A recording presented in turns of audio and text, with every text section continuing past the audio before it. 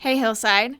Well, what I want to talk about today, I first thought of and was thinking about when I was reading in Luke, and I was reminded today reading in Leviticus in the Old Testament of it. And that is this idea of using family language in the church and why we do that. We call people, your brother and your sister in Christ. And Jesus really introduces this into the church, where it's not just your family relations, but anyone who believes in him and follows his teaching is his brother and his sister, he says, right? And so in the Old Testament, in Leviticus, when the law is being laid out, it's talking about actual familial relationships. And in Leviticus 25, there's a spot where it talks about, you can find inklings of this in other places in the law too, but what I was reading today, it says, if your brother cannot maintain himself, if he finds himself poor and can't maintain himself, and it gives you instructions for caring for him and differently than you would with other people,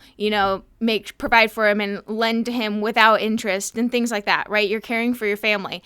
And Jesus introduces this into the church as well. And I was thinking about it, and it hit me, and maybe I was thinking about it because I think at the time my brother and sister-in-law have been trying to move into a larger house, and as you know, as if you're familiar with the housing market here is shooting through the roof. That's happening everywhere.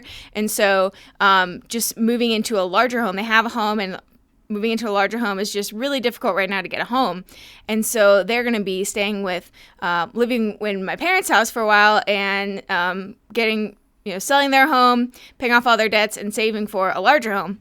And so I thought, about it. My mom was talking about it and talking about, if we kind of give my grandma, she's always good about it. If she helps out one person in the family or one daughter, she will just give the equivalent amount to the others. And my mom kind of made a joke about it. And I was like, I'm sure somewhere down the road, we're going to need help, and you guys will help us at some point too, right?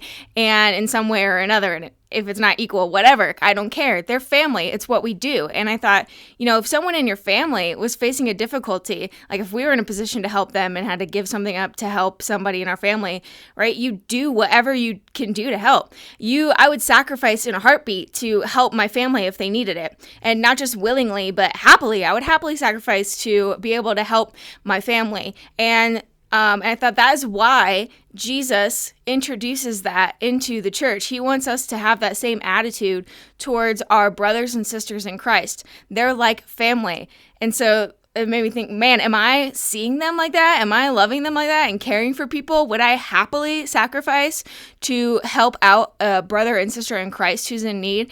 That's really the picture of what the church is supposed to look like. So are we doing that? That is the question that I want to leave you with today to think about and wonder if our church looks like that. And in a lot of ways, maybe it does, and in some ways, maybe it doesn't. So what can we do to help grow that idea, those family relationships in the church?